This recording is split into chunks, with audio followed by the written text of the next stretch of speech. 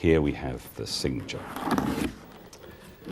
Inside the box, bevel cutter, straight cutter, mount stop, which is underneath the rail, cutter stops, pencils, 50 blades, burnishing bone, and in the center here, the parallelogram.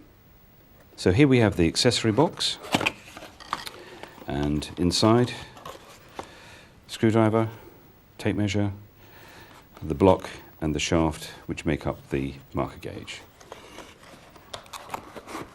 So there you have it, a complete system with everything you need ready to go.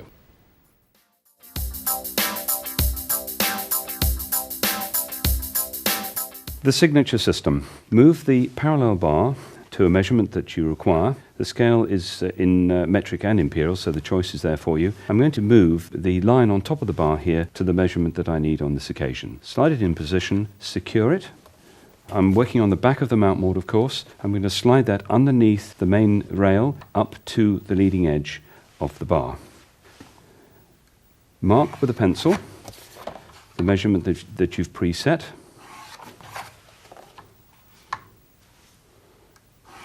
Slide the mount down to the mount stop, so the mount is now secured in two directions, one against the parallel bar, one against the mount stop underneath the rail. The bevel cutter, this hooks onto the main guide rail.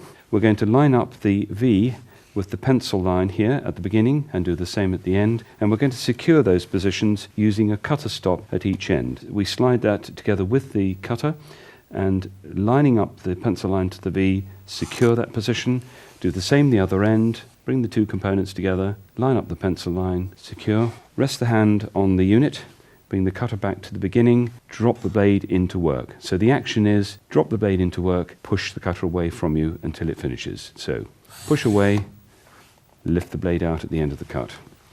Turn it around to do the opposite side. We're doing a rectangle as you see here. Slide the mount up against the parallel bar, down to the mount stop. Same dimensions, repeat the cut.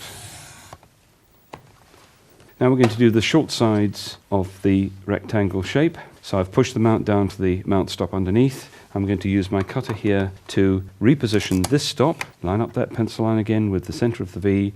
Keep the stop up against the cutter. Secure. Rest the hand. Bring the cutter back against the starting point. Drop the blade in. Push away. Lift the blade out at the end of the cut. Do the same again. These are in the right positions because we're doing the opposite side. Drop the blade in. Push to the far end, so off that comes, out pops the mount, and there you are. Now the really slick thing is here, I can repeat the same thing on a blank piece, so I'm going to slide that underneath, up against the bar, down to the stop, pop the cutter on, no marks, off we go. Now that's really slick, and you can repeat that as many times as you like.